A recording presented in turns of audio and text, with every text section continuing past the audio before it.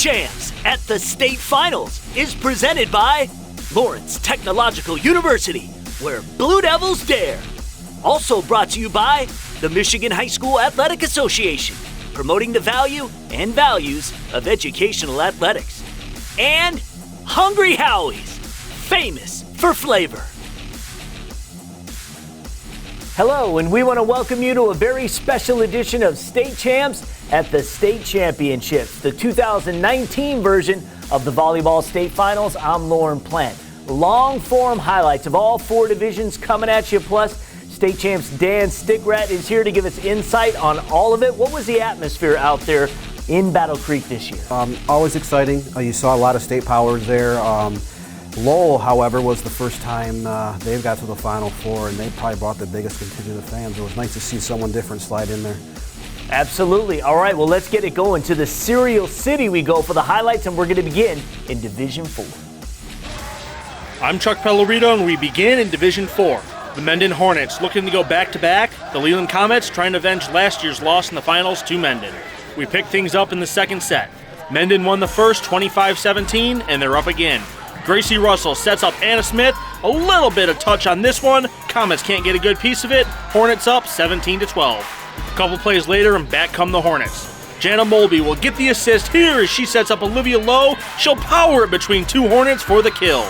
Not looking to be outdone, the Hornets strike back. Once again, it's Gracie Russell with one of her 41 assists. Anna Smith gets vertical and puts it between four Comets. She led her team with 22 kills. But Smith can't have all the fun. Set point for Mendon. Russell's going to set up Riley Mullen. She'll put some mustard on this one. Leland can't keep it in as the Hornets take the second set, 25-19. Third set, and Leland comes out swinging.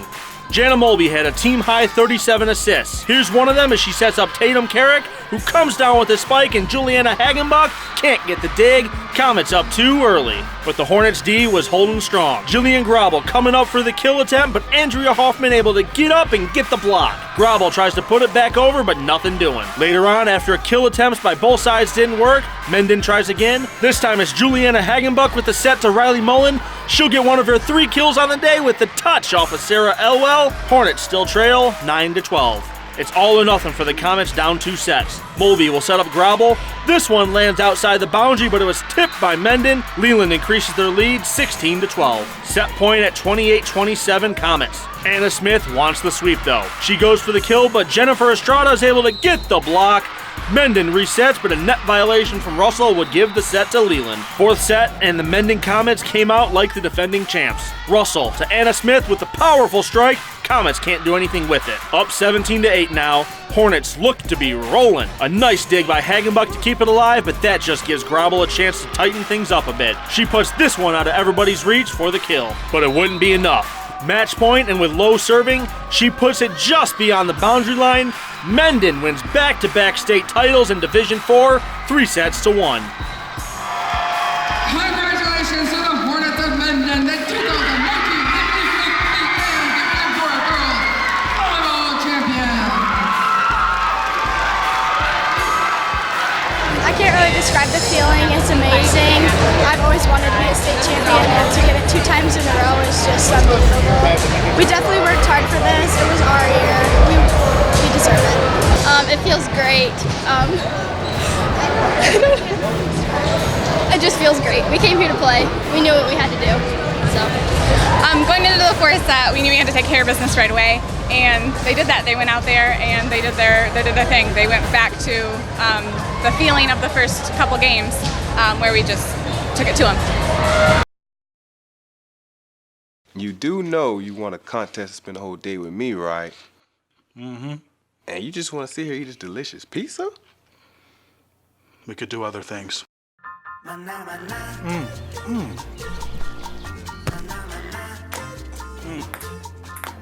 was the best day ever!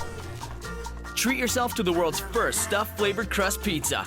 And now for just $6.99, try our new stuffed Howie bread filled with fresh mozzarella and cheddar cheese. Hungry? Howie's! All right, Dan, so let's talk about Division 4. Heather Bowers now 2 for 2 at Kellogg Arena. She's the second-year Mendon coach. Last year's title was the first since 2001 for the Hornets, but even after losing 6 seniors, this group had a lot of experience. The junior Anna Smith kind of leading the way. What's your thoughts on the way they were able to pull it together? You know, programs that win, and for so many years they were kind of stuck in the same district or regional as Battle Creek St. Philip. The last 2 years they were able to get past St. Philip and get to the Final Four and win 2 titles. Very balanced this year. Anna Smith last year seemed like she had to do everything. This year they spread it around a little bit better and led to another title. Absolutely, absolutely. Leland's attack kind of 3-pronged. Tatum Carrick, the junior, the senior, Jillian Grobel, and Olivia Lowe. But I think it was, and maybe you can attest to this, the Hornets' defense that really kind of set the stage here, held Leland to an overall 128 attacking percentage. Yeah, Leland seemed off from the get-go. They did play better at later sets, but in the end, the defense was the difference for Mendon. Yeah, and so both teams should return a lot of talent in 2020, especially Leland, which they only lost 1 senior. Yeah, they were a junior-heavy team with 1 freshman on the roster, so expect them to be a top 5 team in Division 4 next year and contend once again. All right, so we'll see what happens next year, but right now let's go to what took place in Division 3. I'm Kevin Trozinski, and we jump on over to the Division 3 final as Schoolcraft and Monroe St. Mary Catholic Central met in the finals for the first time since 2014, when SMCC took home the crown. Schoolcraft looking for their first title since 2008 when the Eagles defeated Calumet with a sweep in 3 sets. Starting early in the first set and both teams keeping it close on the great volley here, the Eagles' attempt at the return is blocked by senior Samantha Michael. Schoolcraft cannot recover. St. Mary CC's first point of the game. Schoolcraft leads 2-1 in the first set. The Eagles would go on a huge run in the middle of the first set. Kayla Onken, number 10, setting up number 11, Anna Schuppel. The junior gets the kill to go as Schoolcraft jumps out to a 10-4 lead. However, the Kestrels would fight their way back. Score now 26-25 with Schoolcraft with the advantage. Junior Kelby Goldschmidting sets up Andalyn Simpkins, who lays down a muscle shot from the middle of the floor. Schoolcraft takes the first set 27-25. The battle in the second set continued to be a close one as Schoolcraft was up by a digit on the scoreboard. Here, it would be the 10 and 11 connection again, getting the job done. Onken to Schuppel, and there's the kill. Eagles up 10-8 in the second set. Monroe St. Mary CC inching their way back in the set. Eagle outside hitter Simpkins attempts the kill, but junior Kylie Barron says no way. The block out front ties the set up at 11-all. The Kestrels would put up a few more points on the board, but the Eagles would fight back. And that's when Onken sets up another attempt for Kelby Goldschmidting, who gets the kill to go. Schoolcraft pulls within 4, 22-18. Set point here in the second. Junior setter Maggie Morris goes for the kill, but it is out of bounds. St. Mary CC takes the second set, 25-21. To the third set now, and it's tied at 4-all. Senior setter Grace Lipford gets it over to junior outside hitter Michaela Hout. The block attempt is no good. Lipford had a team-high 26 assists. Kestrels out by a digit 5-4. Still, these sets have been close throughout, and the Eagles battled back. It's the 10 and 11 connection again. Onken to Schuppel, who gets the kill to go. Set knotted up at 8 apiece. Schoolcraft would start to pull away in the third set. Here's Onken again with the bump to Simpkins, who lays down another kill. The Eagles look to close out the third set.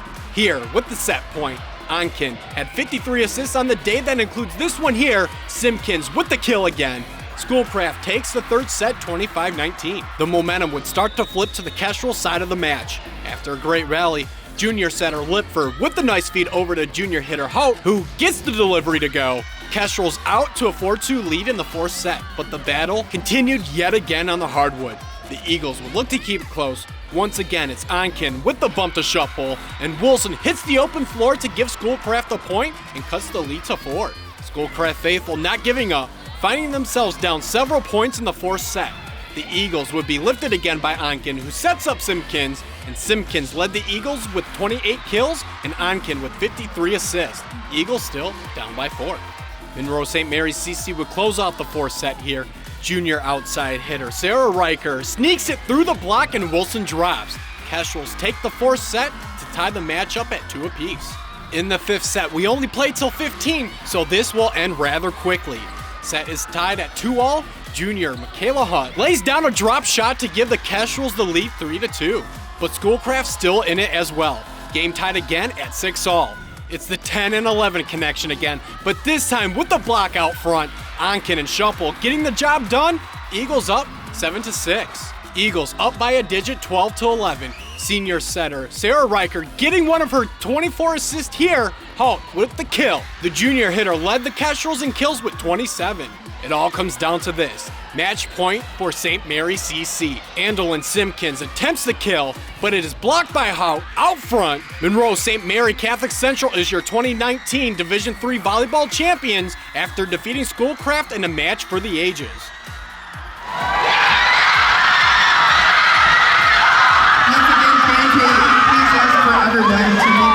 All along, we just have to play like Kestrel volleyball, and we got a little unfocused, and it was just a reminder to play like us. We have a saying, and we have tattoos, and it means allow your faith to be stronger than your fears. And last year when we were here, the fears got the best of us, and the tattoo is just a reminder to have faith, not only in God, but in our players and in the coaches and in the program. And it was really just a reminder of that.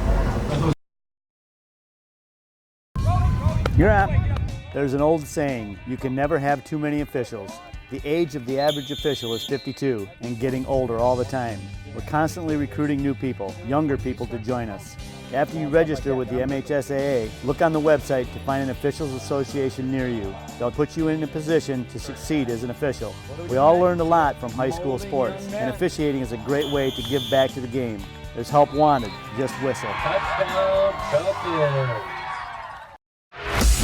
All right, Division III. Well, Monroe St. Mary Catholic Central is certainly no stranger to the big stage. School's 6th volleyball final state title. This, of course, did take 5 sets.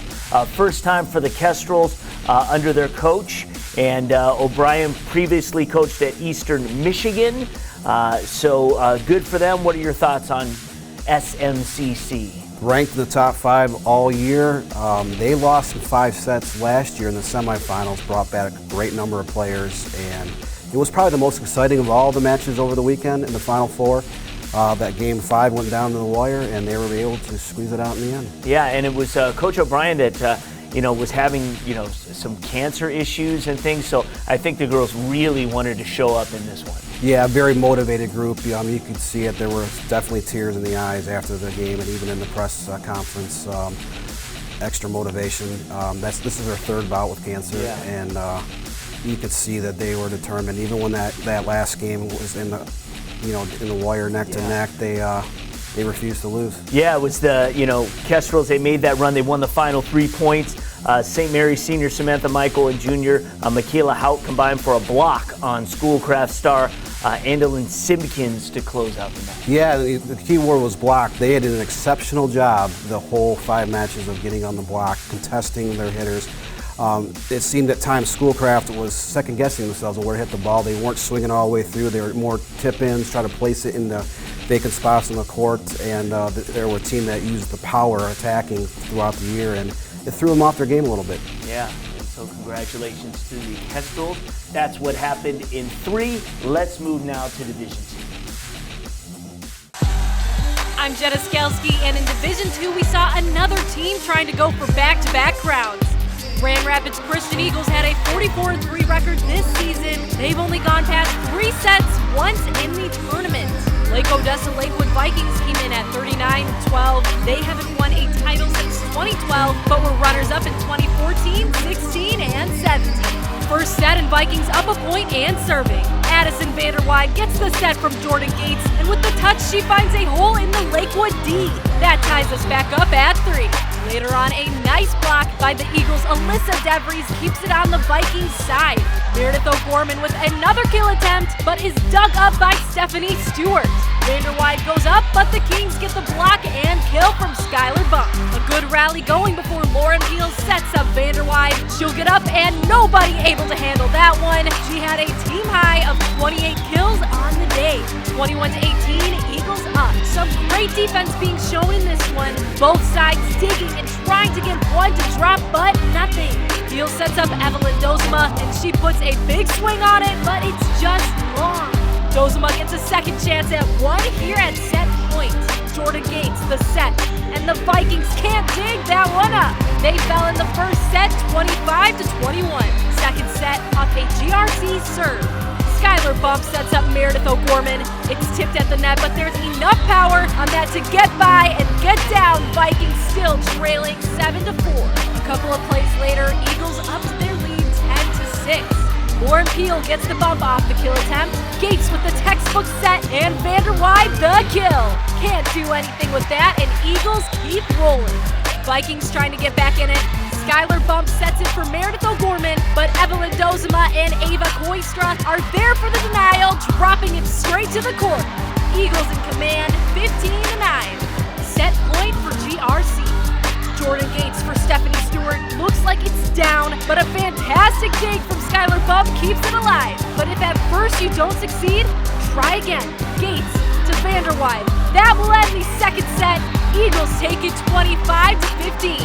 Third set, and it's more Eagles. Jordan Gates going to set it across the court to Dozema. She's gonna find a soft spot and drop it in. GRC up early, 2-1. Lakewood not going away easily. A powerful kill attempt somehow kept alive by Elizabeth Rupp goes back to the Vikings. Skylar Bump sets it up. O'Gorman goes right back towards Rupp. She can't get to it this time, and Lakewood back in front, 4-3. But the lead didn't last. Back and forth they would go, including 6 ties. But Gates with one of her 39 assists here for Addison Vanderwide. There's no denying her on this one. Eagles start to pull away, 13-10. Match point, and Bump serving for the Vikings. Dozema is going to receive it, send it to Gates, who gives it back to Dozema, and that's going to be the game. Grand Rapids Christian goes back-to-back in Division II, winning the third set, 25-16, winning in a 3-game sweep. Ladies and gentlemen, before the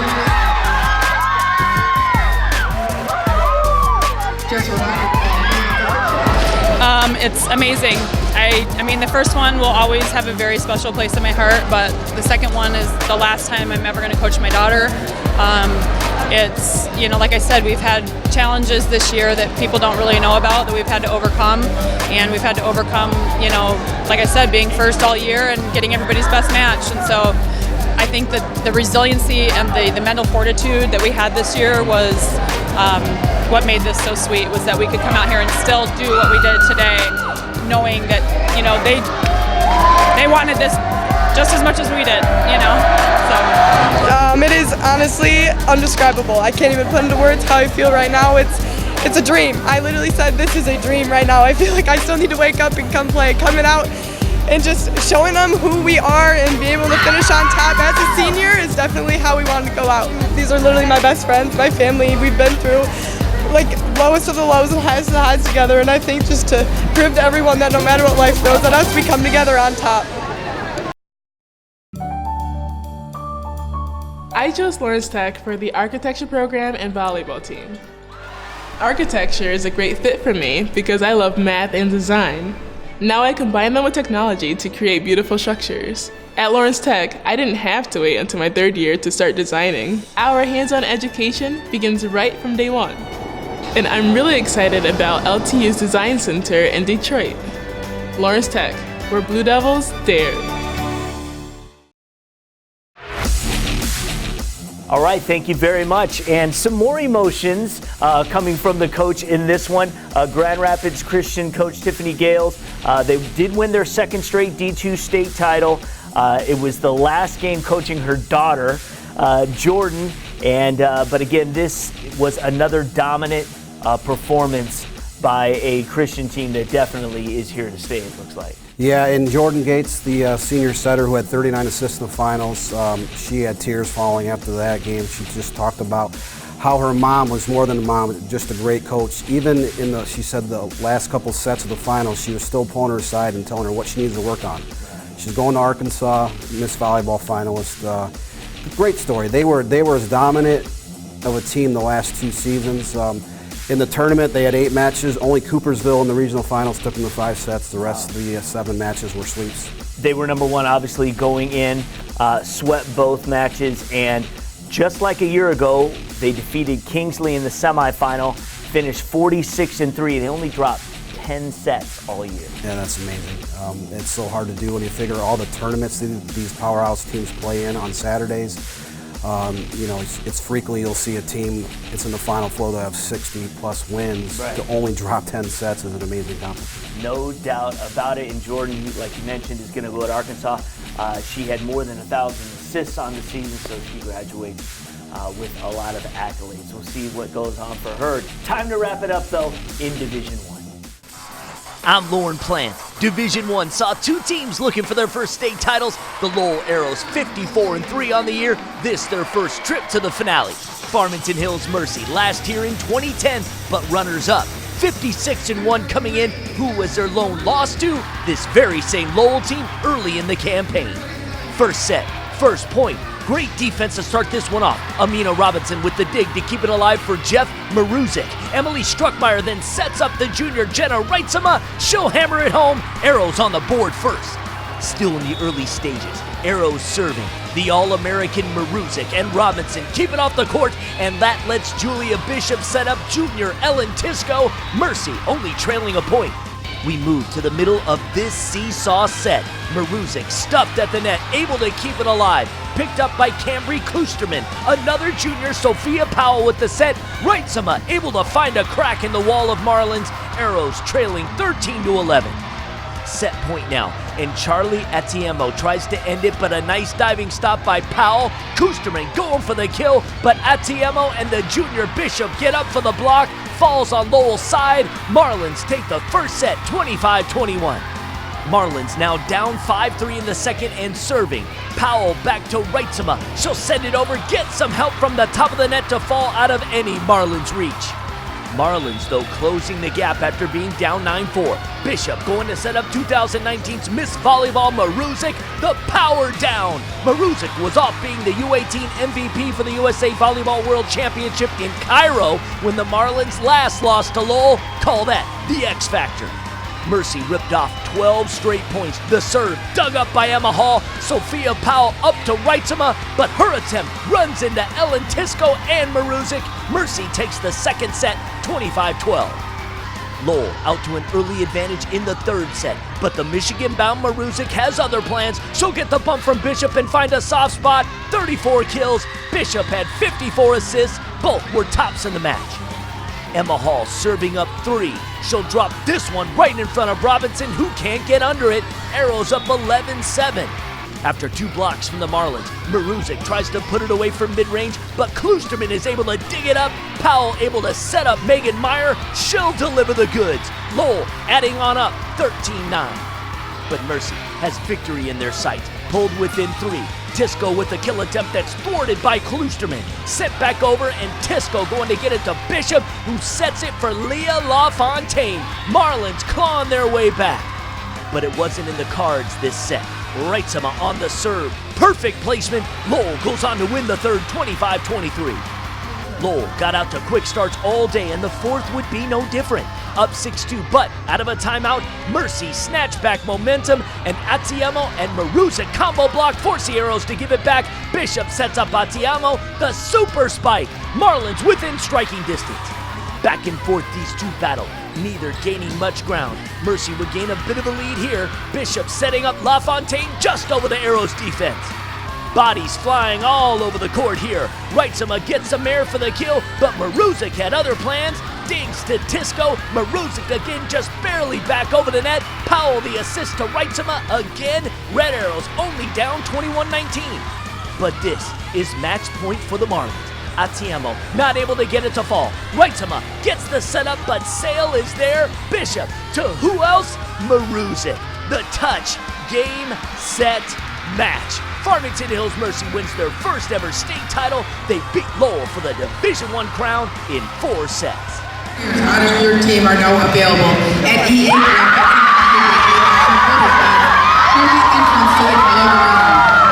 Be among the first to come your team by purchasing. Just the feelings are just unbelievable. The excitement, I think for every coach, whether you're in high school, college, to be in that final game and to envision at some point you would be the winners of the final match, especially with when it became close, and to have the girls push all the way through for the win. Just elated is the best word I would describe. Well, I think some of the things that really does transpire, I think we're very fortunate that it's a very close-knit group. They're able to express to each other maybe changes on the court, and no one ever gets offended. And I'm not saying it that it's in a negative way, but everyone is very helpful. And I think that in the end just really pushed us through. It was a team effort tonight, and I love my teammates. This is what we wanted to do at the beginning of the season. We talked about this all season long, and we've accomplished it, and I'm just so proud of them. We're on cloud 9 right now. We've been in Battle Creek for the past 2 years, and obviously it's not how we wanted it to go. We lost in the semis, but we came back. We were fired up this season, ready to bring home that state championship.